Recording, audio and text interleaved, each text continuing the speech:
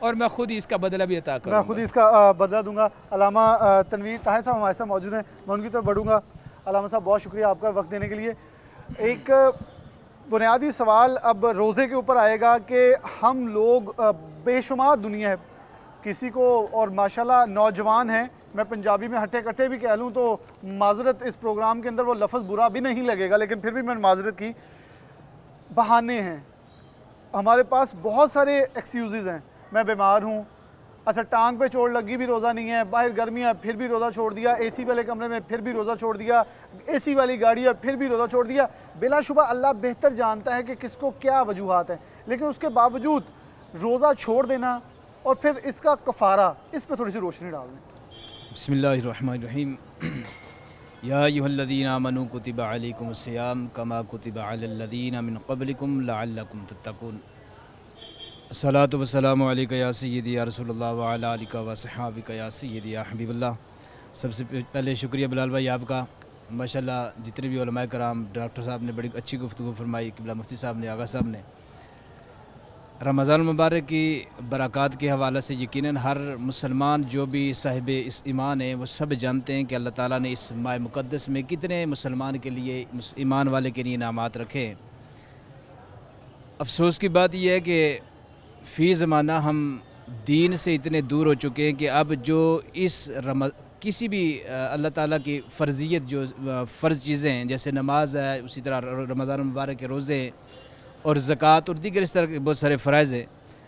ہم لوگ دین سے اتنے دور ہو چکے ہیں کہ اب ان کی جو فرضیت اور اس کا جو مقام اور جس کے بارے میں اللہ تعالیٰ نے بڑی تاکید فرمائی, ہم اس کی وہ قدر و قیمت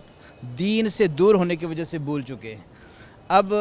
رمضان المبارک ماشاءاللہ برکتوں والا, مغفرتوں والا, شان والا, مقام والا, فضیلت والا مہینہ ہے, اور بلا شبہ جس طرح حدیث مبارکہ بھی ہے, اللہ کے نبی صلی اللہ علیہ وبارک وسلم نے ارشاد فرمایا, اللہ رب کریم رمضان المبارک کی ہر شام کو یعنی کہ افطاری کے وقت 70,000 گناہگاروں کے بخشش فرماتا ہے. لیکن وہ ہمارے بھائی جس طرح کہ آپ نے کہا کہ ہٹے کٹے بھی ہوتے ہیں, تندرست و توانا بھی ہوتے ہیں, باقی سارے معاملات آسان طریقے سے کر رہے ہوتے ہیں, لیکن جب روزے کی باری آتی ہے تو وہ کہتے ہیں جی ہمیں فلاں بیماری ہے, ہمیں فلاں پریشانی ہے. تو ان کو سوچنے کی ضرورت ہے, اور ان کو اللہ کے, کیونکہ جیسے کہ سب جانتے ہیں کہ شیطان نے صرف اللہ کا ایک حکم نہیں مانا تھا, اس نے سجدہ نہیں کیا تھا, تو آج تک اور قیامت کی صبح تک اس پر لعنت ہو رہی ہے. اور ہمیں سوچنے کی ضرورت یہ ہے کہ ہم محمد عربی کا کلمہ بھی پڑھتے ہیں. علامہ صاحب معذر صاحب, میں ایک چیز ایڈ کرنا چاہوں گا. میں اپنی ذات کی یہ چیزیں شاید نہ بتائی جانی چاہیے لیکن دکھائی نہیں. میں صرف یہ کہوں گا کہ جسم کانپ جاتا ہے جب اس کا کفارہ سنا جاتا ہے کہ یہ ادا کیسے ہوگا. بالکل ایسے. وہ لوگ سوچتے بھی نہیں ہیں کہ ہم چھوڑ دیا ہے, اس کا کفارہ کیا, اس رب کے پاس وہ صبح سانس دیتا ہے, آنکھیں کھولتا ہے, کھانا دیتا ہے, ہم پھر بھی اسی طرف نہیں متوجہ ہوتے. بلال بھائی یہی تو بات ہے نا کہ اللہ تعالیٰ کی اگر ہم نعمتوں کو دیکھیں اور اس کی کرم نوازیوں کو دیکھیں, کہ میں تو اکثر یہ کہتا ہوں کہ ہم شاید اپنے اعمال کو دیکھ کے اللہ کی زمین پہ ایک قدم بھی چلنے کے قابل نہیں. بالکل صحیح کہا. اس کی اتنی کرم نوازی ہیں. جیسے کہ نماز کے بارے میں بھی حدیث مبارکہ کے اندر آتا ہے کہ جو بندہ جان بوجھ کے ایک نماز چھوڑے گا 80 سال تک 80,000 سال اسے جہنم کے اندر جلایا جائے گا. اسی طرح روزہ بھی فرض ہے, اور اگر جان بوجھ کے بندہ بلکہ حدیث مبارکہ کے اندر یہ ملتا ہے کہ اگر جان بوجھ کے وہ تندرست ہے, توانا ہے, جیسا کہ ہمارے نوجوان آج کل بہت سارے ہمارے فیشن بن چکا ہے, تو اللہ کے نبی صلی اللہ علیہ وسلم کی حدیث مبارکہ ہے کہ ایسا بندہ جو جان بوجھ کے روزہ چھوڑے گا وہ جنت کی خوشبو بھی نہیں سونگھ سکے گا. تو یہ یقیناً ہمارے معاشرے کے اندر ضرورت اس بات کی ہے, اور ایسی جس طرح کہ آپ ماشاءاللہ پروگرامز کر رہے ہیں, ضرورت اس بات کی ہے کہ ہمارے نوجوان کو, ہمارے مسلمانوں کو, لوگوں کو, آپ دیکھیں حالیہ جو وبا اس وقت چل رہی ہے کرونا وائرس, اس کے اللہ کے نبی صلی اللہ علیہ وسلم نے ارشاد فرمایا کہ جس طرح مفتی صاحب نے فرمایا کہ روزہ شفا ہے, روزے کے اندر شفا اللہ تعالیٰ نے رکھی ہے. تو ہمیں ضرورت اس بات کی ہے کہ ہم اللہ کے حضور استغفار کریں, اور اللہ کے نبی صلی اللہ علیہ وسلم کی حدیث میں مبارکہ ہے کہ روزے میں کثرت سے دعا کی جائے, کثرت سے رمضان المبارک میں روزے رکھے جائیں, اور قرآن کی تلاوت کی جائے, اور استغفار کی جائے. لیکن افسوس کی بات ہے کہ ہمیں دکان کی تو فکر ہوتی ہے, اپنے دیگر معاملات کی تو فکر ہوتی ہے, لیکن اللہ کے احکامات کی ہم فکر نہیں کرتے. ہمیں اس بات کی ذرا بر بھی فکر نہیں ہے کہ ہم دنیا کے اندر اگر آئیں, اللہ نے اتنی نعمتوں سے نوازا ہے, یہ ببرکت رحمتوں والا, مغفرتوں والا, بخششوں والا یہ عظیم مہینہ اگر اللہ نے عطا فرمایا, تو اس میں ہمیں چاہیے کہ ہم زیادہ سے زیادہ روزوں کا بھی اہتمام کریں, نماز کا بھی اہتمام کریں, قرآن کی تلاوت کا اہتمام بھی کریں, اور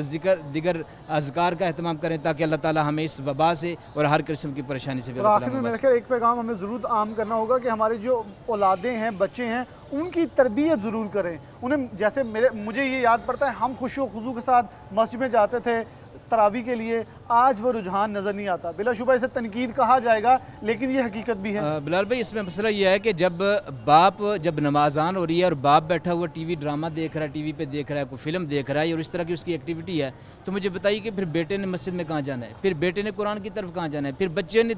دیکھیں اسلام کے اندر اور دین کے اندر جو تربیت کا پہلو رکھا ہے یہ دنیا کے کسی کلچر کے اندر نہیں ہے. تو جب باپ ہی نہیں جائے گا، جب گھر کے دیگر افراد ہی وہ قرآن کی طرف نہیں جائیں گے، دین کی طرف نہیں جائیں گے، مساجد کی طرف نہیں جائیں گے، روزہ نہیں رکھیں گے، تو اس بچے سے کیا ایکسیپٹ کیا جا سکتا ہے کہ وہ بچہ بعد میں روزہ دار بنے گا، وہ نمازی بنے گا، وہ قرآن کی تلاوت یہاں کرنے تک ہے 7 سال والے کو مار کے یہاں تک کہ اس کو 7 سال کے لیے حکم ہے کہ 7 سال کو والے جب بچہ 7 سال کی عمر کو پہنچے اسے نماز کی طرف لے کے آؤ، اور اگر 10 سال تک پہنچے اگر نہ نماز پڑھے تو اس پر سختی کا حکم ہے. تو یقیناً نماز کے اندر برکتیں برکتیں اور دین کے اندر بہت ساری آسانیاں بھی ہیں اور سختیاں بھی ہیں جسے ہم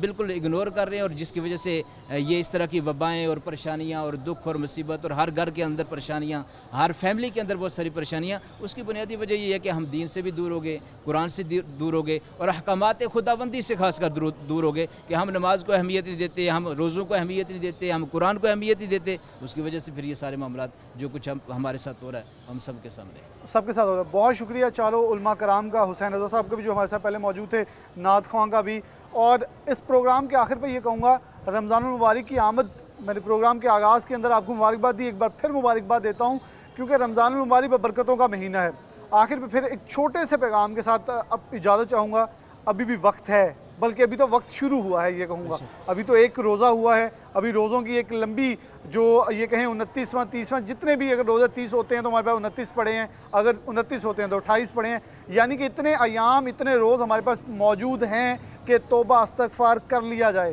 اللہ سے رجوع کر لیا جائے، سجدہ مسجود ہو جایا جائے اور اللہ سے اپنے